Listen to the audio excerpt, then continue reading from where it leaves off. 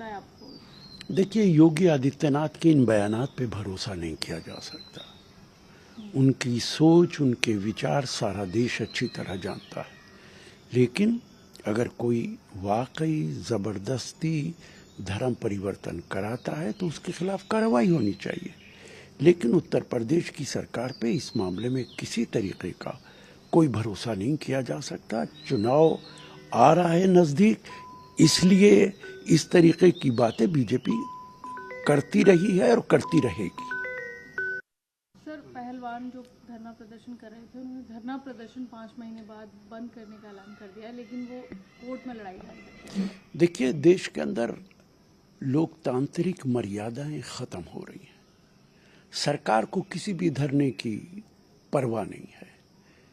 इनके पर धरने की भी कोई परवाह नहीं। कब से ये लोग रेसलर्स बैठे हुए हैं।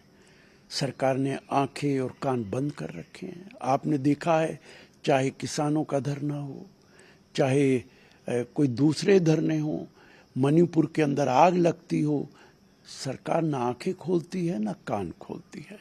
ये बेहतर है कि ये लड़ाई अदालत के अंदर हो और अदालत से ही उम्मीद की जा सकती है कि इंसाफ मिलेगा। जी, उनका उद्देश्य एकता को तोड़, अजय माकन ने ये बात की है।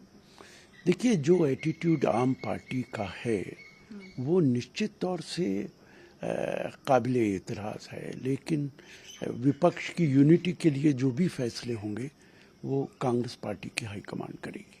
देखिए, मणिपुर के अंदर जो कुछ हो रहा है, बीजेपी की सरकार को उसकी कोई चिंता नहीं है।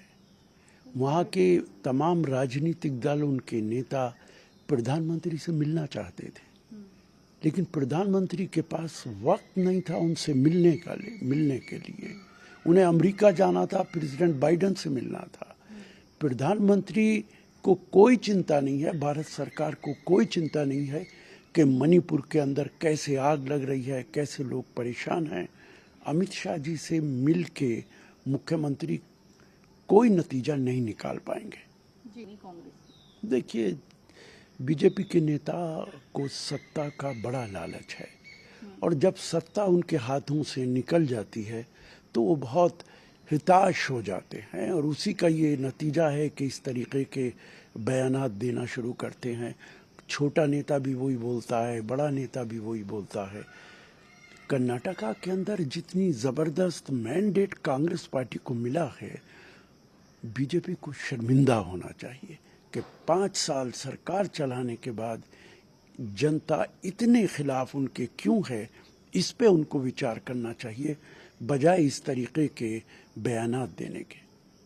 देखिए, कांग्रेस पार्टी पूरी कोशिश कर रही है और करेगी, और देश के करीब करीब सारे राजनीतिक दल एक साथ आएंगे। 1-2 राजनीतिक दल अगर नहीं भी आते तो चुनाव के बाद वो साथ आएंगे, क्योंकि उन्हें चुनना पड़ेगा चुनाव के बाद कि कांग्रेस की सरकार बने या बीजेपी की सरकार बने। तो चुनाव से पहले अगर नहीं आते तो बाद में आना पड़ेगा। उन्होंने कहा 2024 के चाहिए, विपक्ष एक साथ आ रहा है, या ये ज़्यादा इम्पोर्टेंट नहीं है? देखिए, वो उनकी समझ में कमी है। मुद्दे बड़े हैं, देश ही का मुद्दा है, लेकिन क्या हर राजनीतिक दल अलग-अलग ये मुद्दा उठाएगा तब ठीक रहेगा, या सारी आवाज़ें इकट्ठी होके वो मुद्दा उठाएंगी तब ये मुद्दा बड़ा मुद्दा बनेगा? इस पे उन्हें विचार करना चाहिए। जो वादे कांग्रेस पार्टी ने कर्नाटका में किए हैं वो वादे पूरे करेंगे, लेकिन खुद भारतीय जनता पार्टी बार बार हर जगह कहती है कि 2 इंजन की सरकार होनी चाहिए। इसका मतलब ही यह है कि जहां विपक्ष की सरकारें हैं वहाँ पे भारत सरकार मदद करने को तैयार नहीं है। आप देख रहे हैं, चाहे वो बंगाल हो, चाहे वो दूसरी स्टेट हो, मध्य प्रदेश, राजस्थान हो या कर्नाटक हो, भारत सरकार हाथ खींच लेती है और मदद नहीं करती। मैं 100% सहमत हूँ। महंगाई आसमान छू रही है। डीजल पेट्रोल आप 100 रुपये में बेच रहे हैं। बेरोजगारी बढ़ती चली जा रही है। काले धन का कहीं पता नहीं है। और अभी अमेरिका में जाके जो उन्होंने बयानात दिए हैं कि यूनिवर्सिटीज़ बन रही हैं, ऑल इंडिया इंस्टीट्यूट बन रहे हैं, वो झूठ नहीं है तो क्या है? धरती पर तो कुछ नज़र नहीं आता है और विदेश में जाके वो इस तरीके के बयानात देते हैं जिनका सच्चाई से कोई ताल्लुक नहीं होता। बिल्कुल बीजेपी जिम्मेदार है। बीजेपी की भारत सरकार विपक्ष को ख़त्म करना चाहती है, लोकतंत्र को ख़त्म करना चाहती है। जो गुनाहगार बीजेपी ज्वाइन करे वो दूध में धुला हो जाता है, और जो विपक्ष के नेता हैं वो सब गुनाहगार हैं। उन सब के पीछे सीबीआई और ईडी और इनकम टैक्स लगा हुआ है। तो ये तो एक सच्चाई है और पूरा देश जानता है। उत्तर प्रदेश के अंदर जो योगी उतरे थे पंचायत के चुनाव में, वो किसके लिए उतरे थे? बीजेपी को बोलने से पहले अपने गिरेबान में झांकना चाहिए। देखिए, वो जब बीजेपी के साथ थे वो तो तब ये बयानात नहीं देते थे। आज वो बीजेपी के खिलाफ हैं तो वो इस तरीके के बयानात दे रहे हैं।